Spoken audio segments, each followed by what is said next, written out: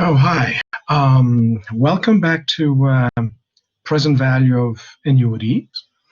Um, this is the continuation of the previous lecture. Um, in our previous session, we were talking about the uh, lottery example, right? As an example of present value of annuity, a typical example being used is a lottery winning case. And as I said, that's not a very realistic example.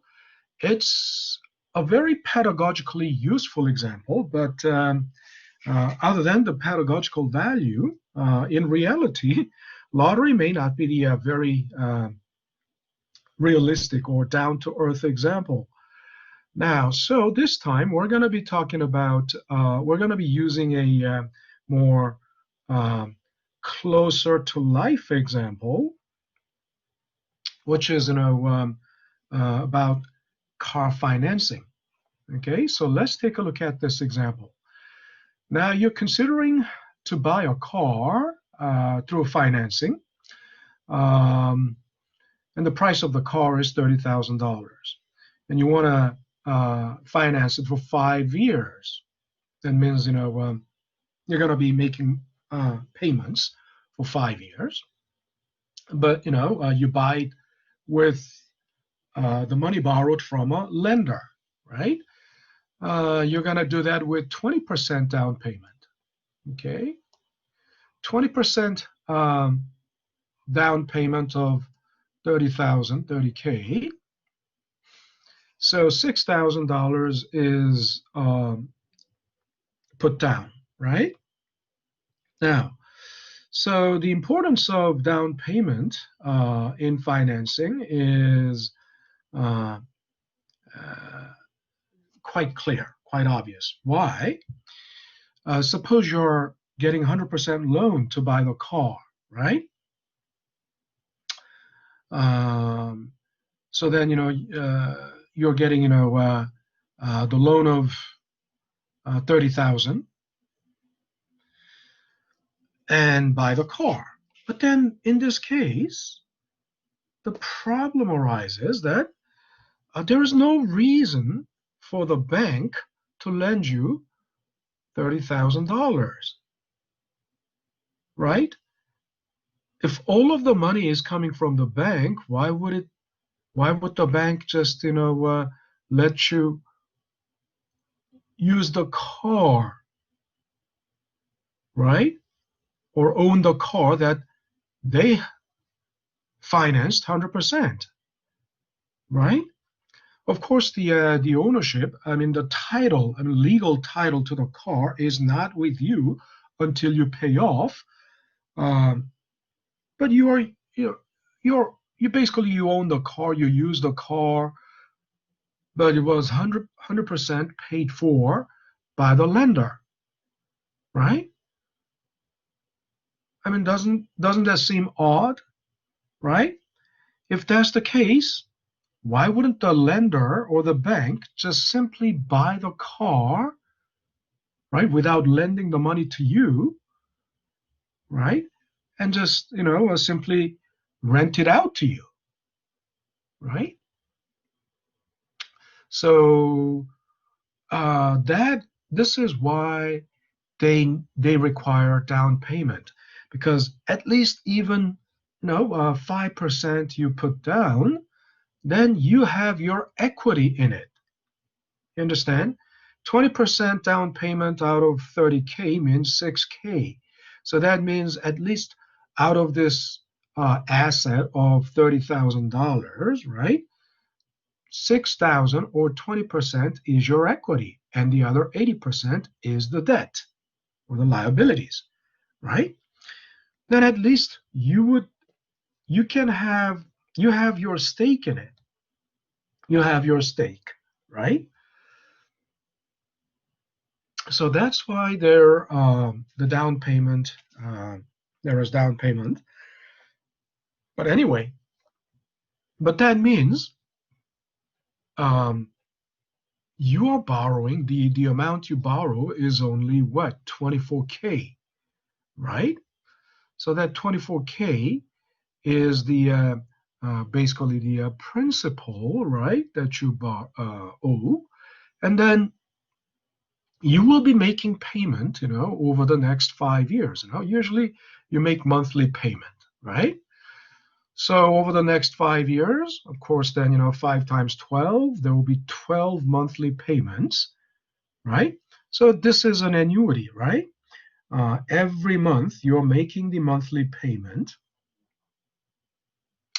and then it's regular amount. These monthly payments are regular installment payments, so they are all constant amount, and the payment is made at regular interval, right? So it's an annuity. And now the question is, um, the dealership says that the monthly payment is $500. And you might think, I mean, if you have no training in finance or economics, then you would think, oh, so if I make $500 payments for 60 months, that's gonna be total of $30,000. So that's pretty much, I owe 30,000. I mean, I owe only 24,000, so the total payment is 30,000, then 6,000 must be the interest, right? But once again, this is the layperson's way of thinking, right? A layperson would think of it this way. But now let's think about it. Is this really, uh, uh, is this type of reasoning correct? Is it logical? Right, first of all, your principal is 24,000, right?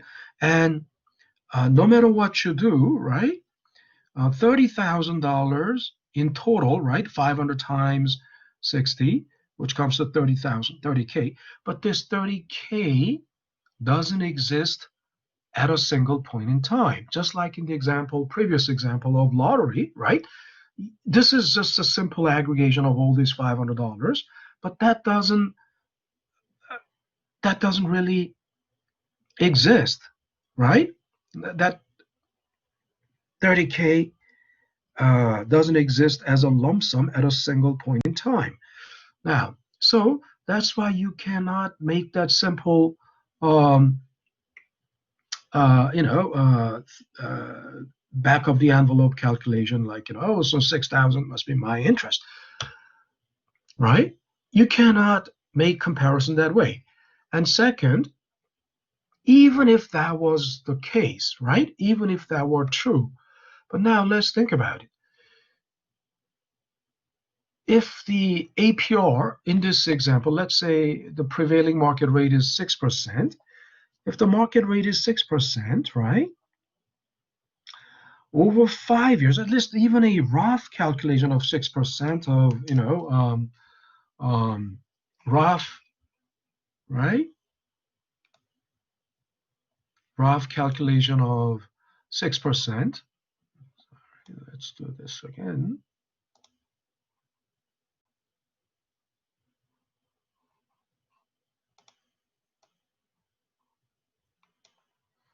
Okay, a rough calculation of 6%. Think about it.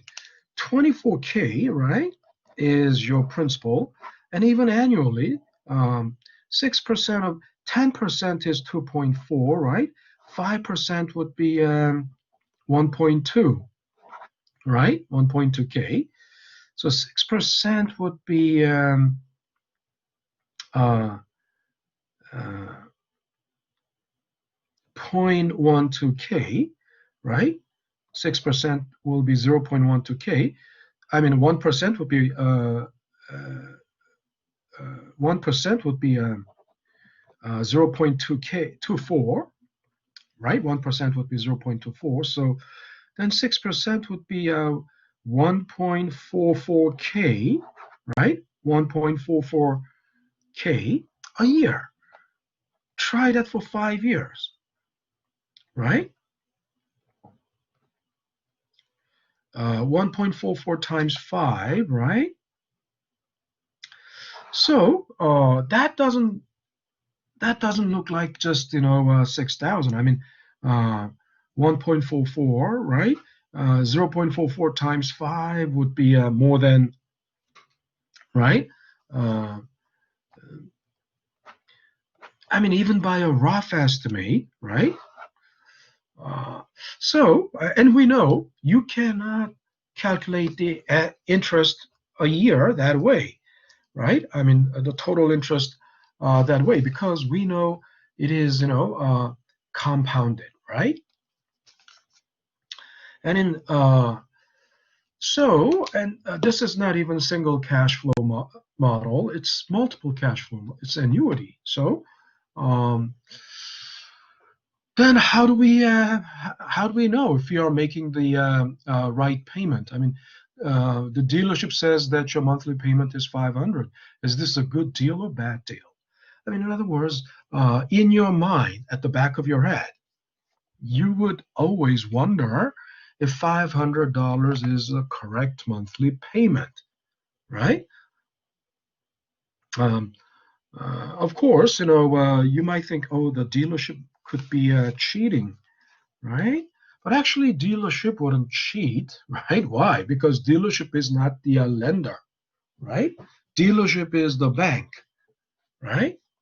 Or the lender. Dealership is just, uh, simply, connecting you with the willing lender, right? And the dealership gets paid, when you buy the car. Actually, you make $6,000 down that comes from you, and the bank pays the remaining 24,000 to the dealer, right? To the dealership. And so dealership gets 30,000. That's how they release the car to you, right? So the money doesn't go to the dealership. If you're making the payment, it doesn't go to the dealership. It goes directly to the bank, right? So dealership is not necessarily trying to cheat you. I mean, especially with the math, and even think about it, the bank in reality is not likely to cheat you with math, right?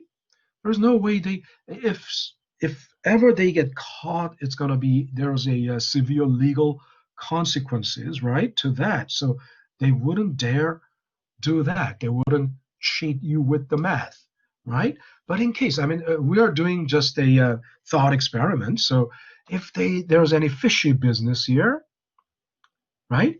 If there's any fishy business, a very uh, shady business, right? In that case, um, either how would you know, right?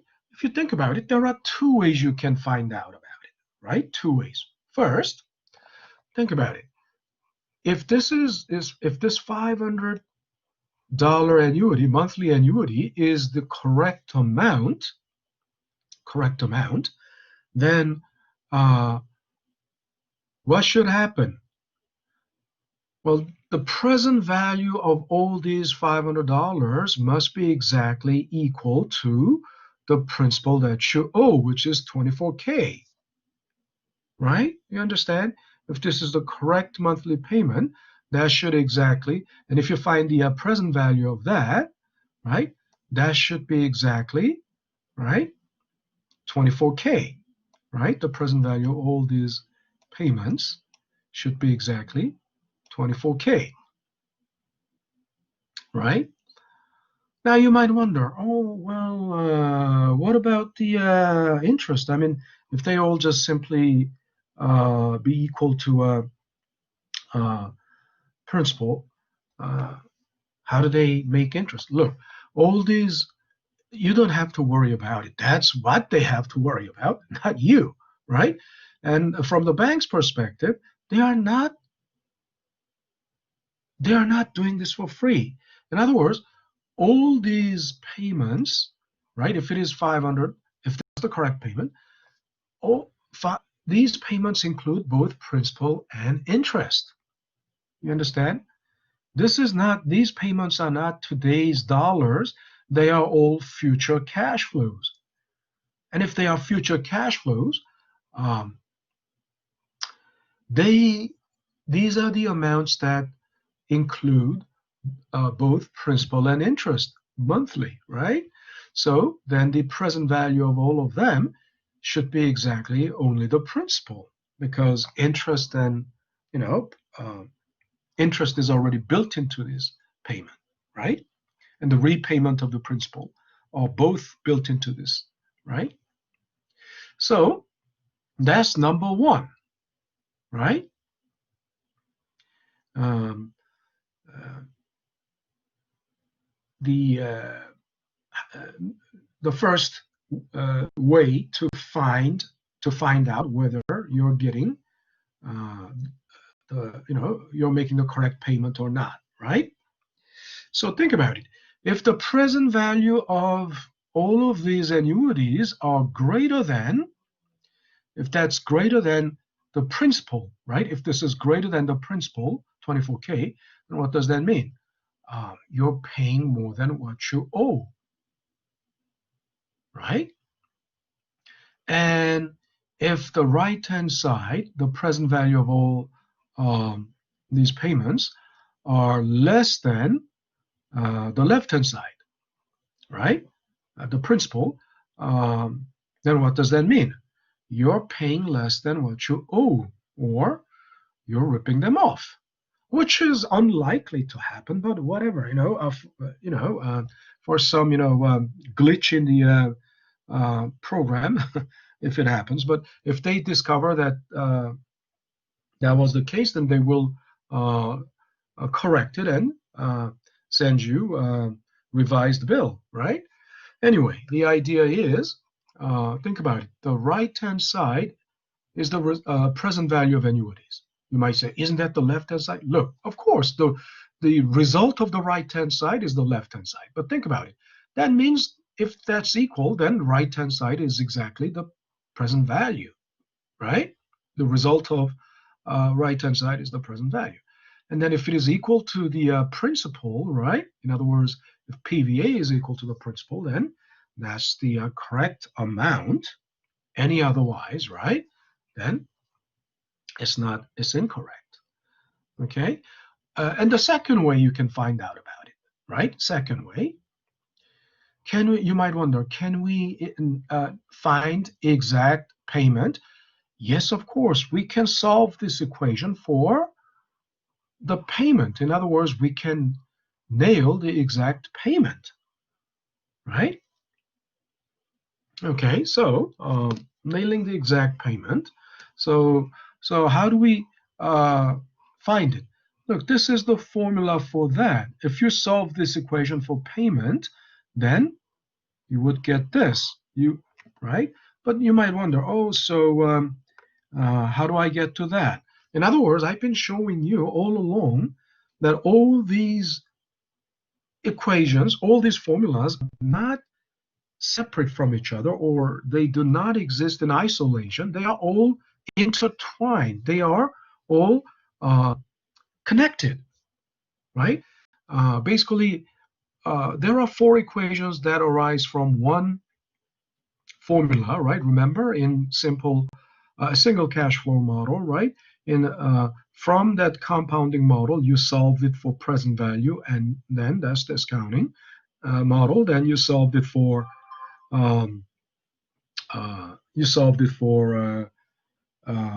rate, right? And that's called, geometric average. And you solved it for n, right? In other words, all these formulas are basically slightly tweaked versions of the original base equation, right? So just like that, we can tweak this to get to this, right? Oops. That's fine. So let's see how we can do that. So let me switch to the whiteboard, right? Let me go to the whiteboard. So, alrighty, so everyone can see the whiteboard now? Okay, I hope you can. So let's do that. So, starting from the base formula, which is PVA equals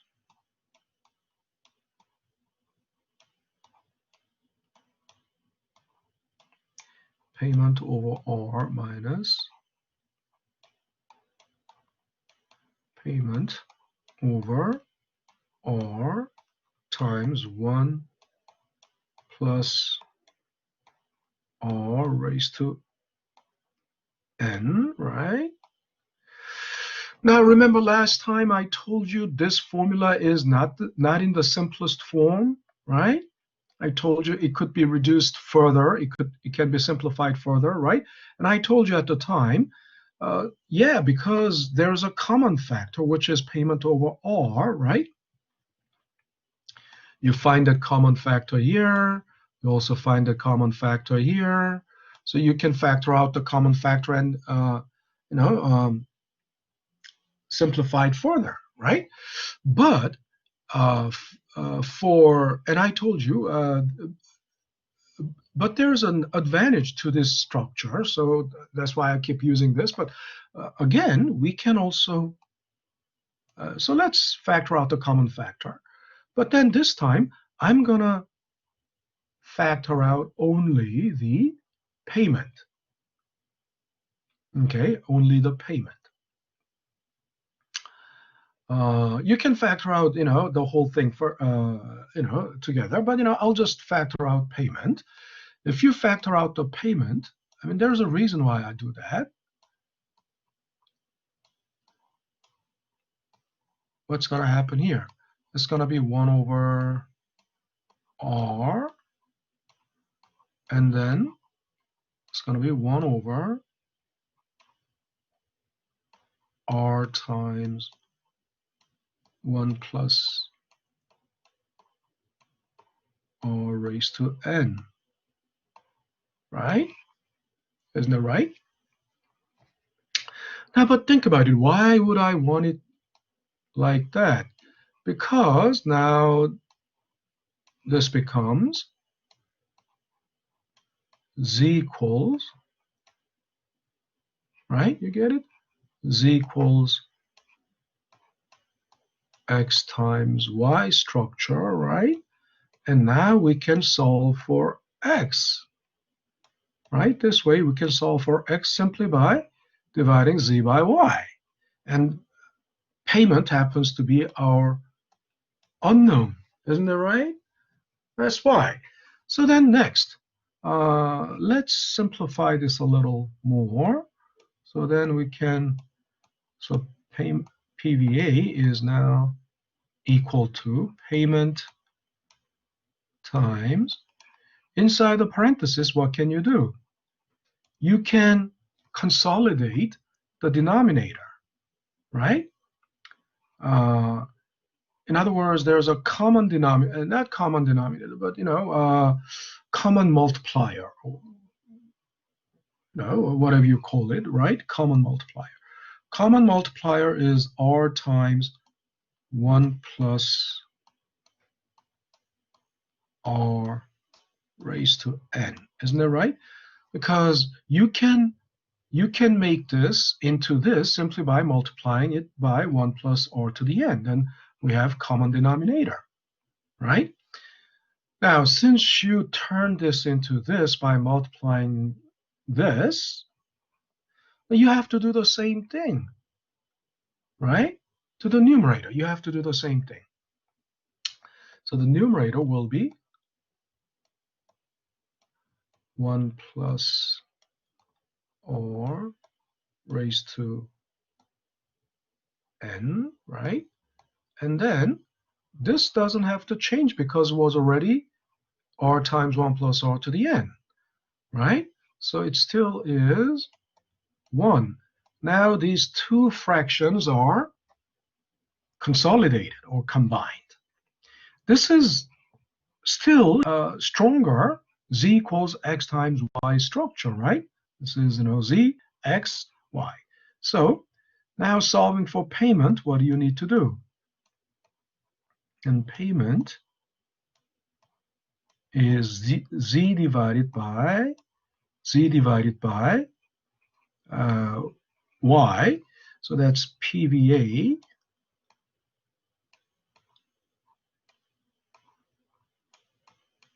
Okay. Dividing by something is the same thing as multiplying by the reciprocal of the number, right? So reciprocal is something raised to -1, right? This thing in the bracket raised to -1. This is 1, right? -1. So then if I rewrite it, it becomes PVA times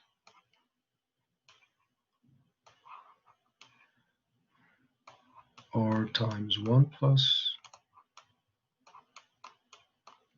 R raised to N, right, over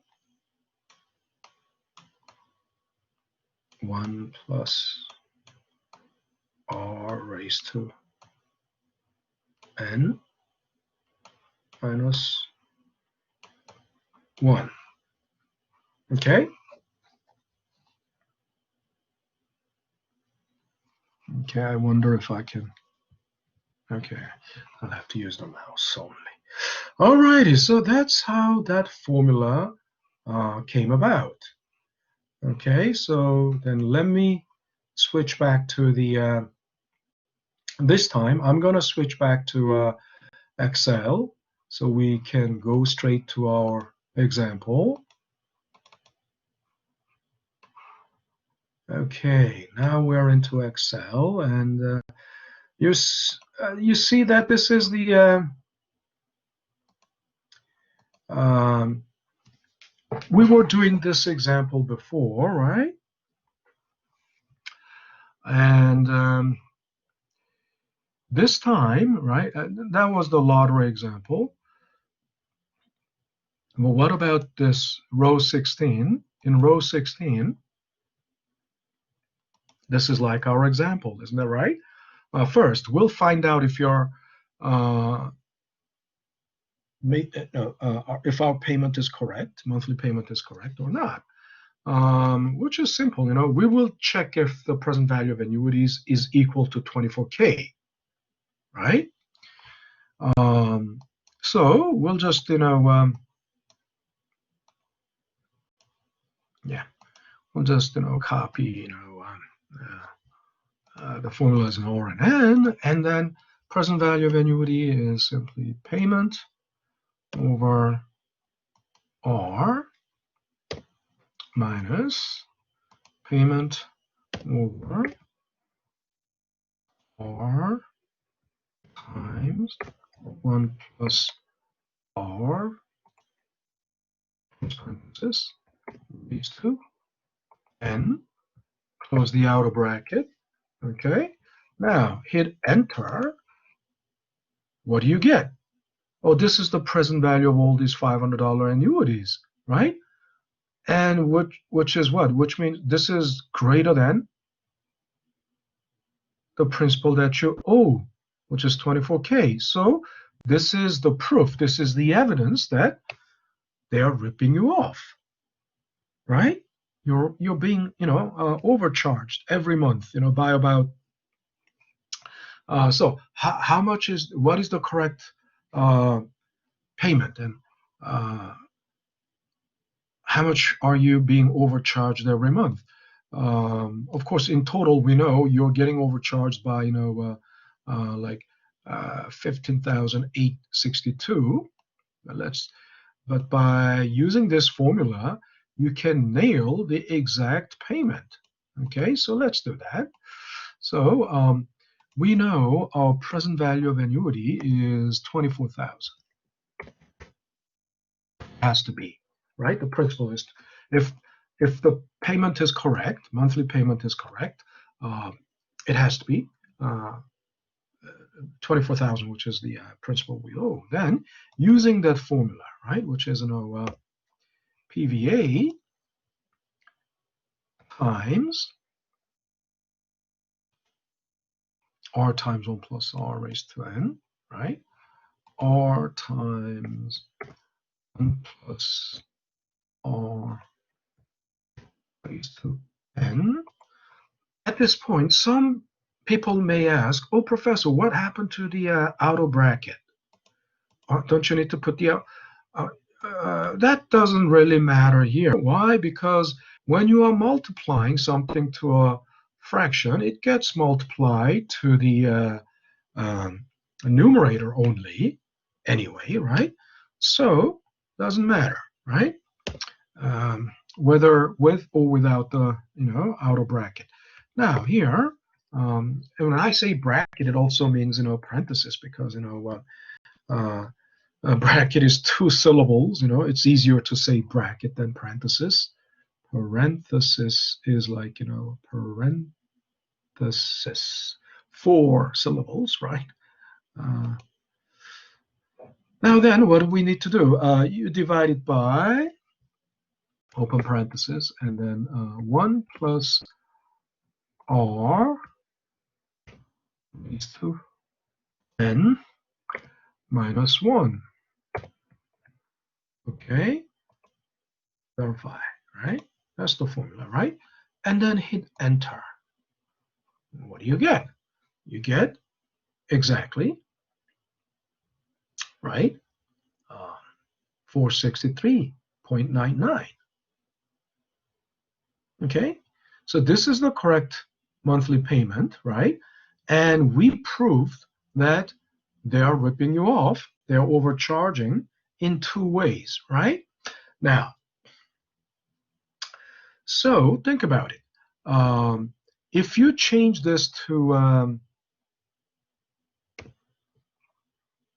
this, okay, and then change this to 5 years, and then try this. Simply drag it down, right? Of course, you have to have R and N already. Drag it down. What do you think you will get there? You should get 24,000. Let's see if it checks out. Yes, of course, it checks out. Okay, so voila, we have found our conclusion. We reached our conclusion. Now, the next topic, or next topic on the agenda, is the amortization schedule. Amortization. What's an amortization? Now let's step back and go back to the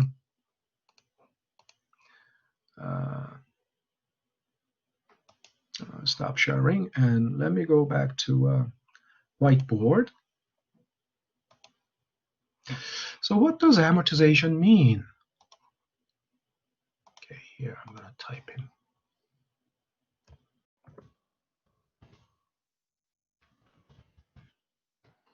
So the word amortization, where did it come from? What does that mean? It means, paying down debt. Okay. But what does,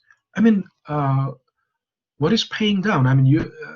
There are some idiomatic expressions in English language, like pay up, pay off, right? Pay down. Now, pay off, quite obvious. You completely pay off, right? If you owe any money, right, and if you pay off, right, your obligation is done, right?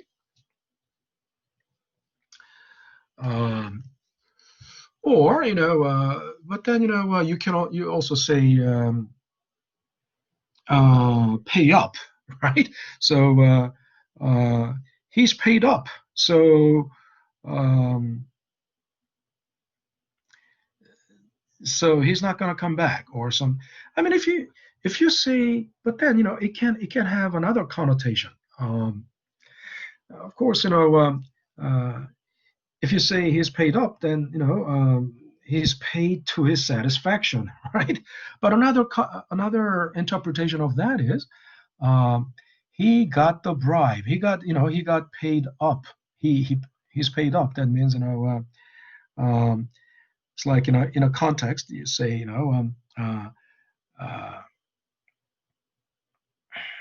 we paid him up so he would keep quiet, right? Sounds like he took the money, right?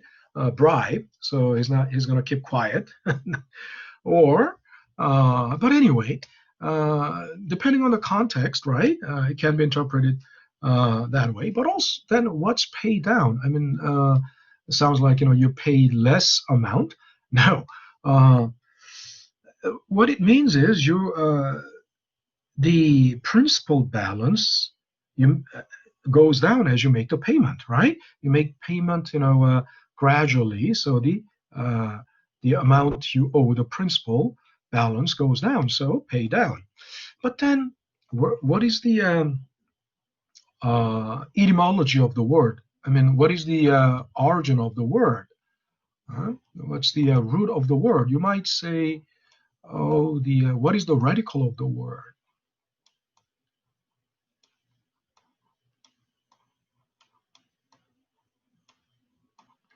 Of course, the verb is to amortize, right?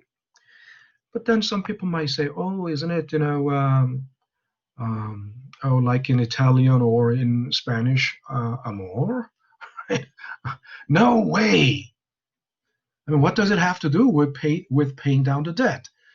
Now, the radical of the word or the root of the word is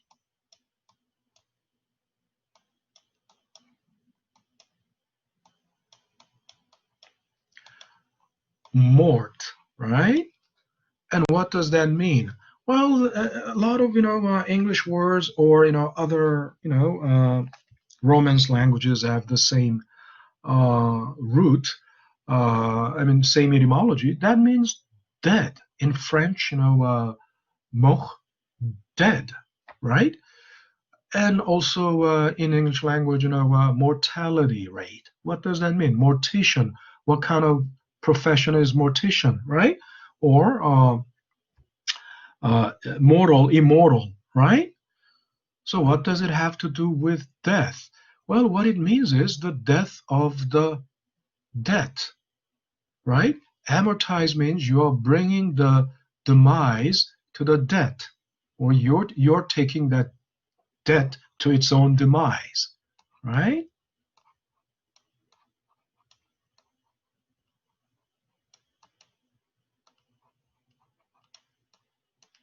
Demise, right? Why? Well, actually, what it is showing you is, let's say, this is timeline. This is the dollar amount, right? So at time zero, you had this much, principal, right? But over time, it is slowly, right? I mean, this is not a very nice pattern, but I would, yeah, it looks like this, right? And this is called decaying pattern, decay, right? Decay means what? When anything decays, it is going to its own demise, right? Decay, right? On the other hand, if it drops like this, it's called exploding pattern or explosive or exponential.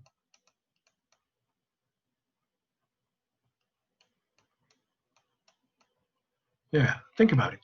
The decrease, it's decreasing, but it's decreasing at a faster rate, higher and higher, right? And then it gets, actually, the rate of decrease is going down here. I mean, if it is increasing, right? I mean, if it is like this, then that's explosive, right? But anyway, when it grows, if it grows like this, that is decay. If it grows like this, decaying pattern. If it grows like this, that's an exploding pattern, right? So anyway, enough of that. Now we're gonna go back to Excel.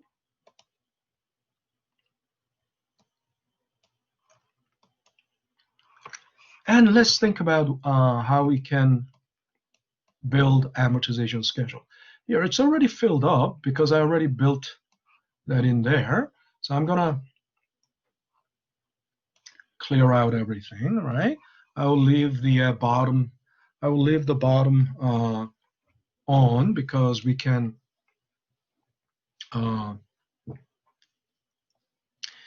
use it later, right? So first of all, this is a 5-year example. So there are 60 payments, right? This in the column A, I put payment number, and there will be 60 rows up and down, right? And as we move up and down, we'll be losing the sight of the labels, so and the initial data. So what I'm going to do is I'm going to put the window pane there, right? Freeze pane. What does that mean? That means even though I go down, scroll down, I wouldn't lose the side of the labels, right? And then again, these 2 rows are totally unnecessary, right? They are not related to our problem, so I can delete it, or I may use it later. If you want to use it later, all you need to do is simply go to Home and Format, and go to Hide and Unhide. You can hide those rows, right? So without deleting it, because we can, we may be able to use it later, right? Okay, now, first of all, I'll put in the payment number. So just put 1, 2, 3. You just plant the seed, right? Seedlings of number, right? You don't have to put all the way to 60 because Excel is so smart. Excel is actually smarter than you think, right? So Excel understands your intention. If you put like 3 seeds of number and they are integers, right, with the the interval 1, right? Then Excel understands that you want to generate a series of integers with, interval of 1. Excel understands that. So when you highlight those 3 cells and then bring the cursor there and then drag it down, you see Excel generates, right, the numbers all the way to 60. Right? That's how smart Excel is, Now, next, payment is in the first month you're making this payment, but also every month you're going to make that payment. So what do? You want to copy that and paste it all the way down. But you don't have to, if you copy and paste it, then what's going to happen? Just like that. If it is 823 here, it's going to be 824, 825, 826, right? So you don't want that to happen, right? You don't want it. You need to keep that data, right? You need to keep it in 823. So what do? You need to lock it into 823. So what do? You hit F4 and it locks it into that cell, right? And once you are done, just drag it down. All right, there you go. And that's the total amount. Because I already put, auto sum there. It's going to automatically sum the what's in that column, right? Everything in that data range. Now let's figure out what is the interest paid. Now, as I told you, Well, think about it. Each monthly payment consists of interest and principal, right? So how do you find the interest? Well, you might think, oh, isn't the monthly, interest rate 0.5%? So wouldn't it be this times that 0.5? No, no, not at all. Why? You pay interest on what? Do you pay interest on the payment? No, you pay interest. What generates interest? The principal, isn't that right? So you pay interest on the principal. So what is the principal here? This is the principal in the first month, right? Before you make any payment, you at time zero, your principal is this, and you pay 0.5% on that. So I'm gonna, and then times that. And then again, think about it. It's gonna be 0.5% through and through every month, right? So I'm gonna also lock it because that way I can just copy and drag it down. There you go. This is the interest paid out of what? Out of this, right? Then what's the principal paid? Of course, then the principal paid would be the difference between the two. Isn't that right? If this is the interest paid, then the difference between the two is the principal paid. Isn't that right? So then that times, I'm sorry, that minus,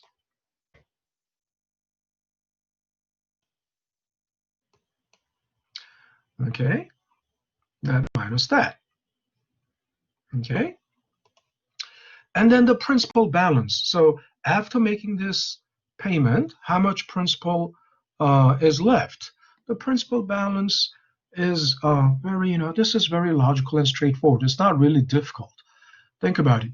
If from this principal, this much is paid, so then this principal would go down by as much as this, right? Isn't that right? So I'm gonna subtract from that, subtract the principal paid.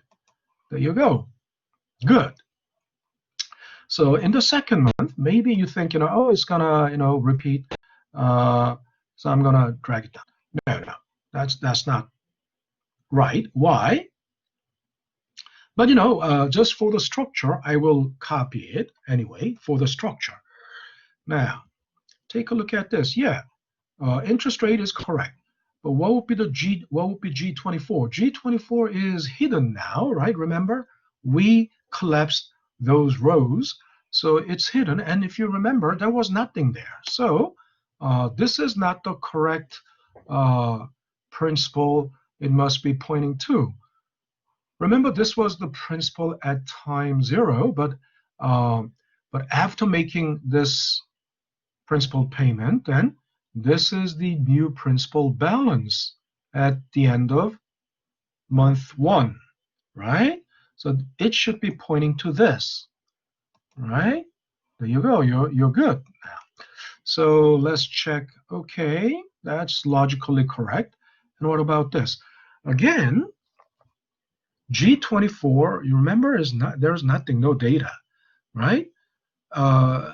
So that means at the end of the first month, this is the new principal balance. From that, it's going to go down by as much as this, right? So you simply do that, and then from there on, you're home free, right? All you need to do is simply just drag it down. There you go. Don't make it too, right? So what is that? How do we completely amortized it? Why? What is this column? What's this column? That's the principal balance, right? The column is the principal balance. So maybe I should put the freeze pane there, but that's fine. by the end of month 60, you should have fully paid off your principal, right? So the balance should be 0, right? Makes sense. So principal balance is 0, so we have paid off. It checks out. And what is this column? Wasn't this the column of the principal paid? Yes, that's the column of principal paid. So let me do this. I'm gonna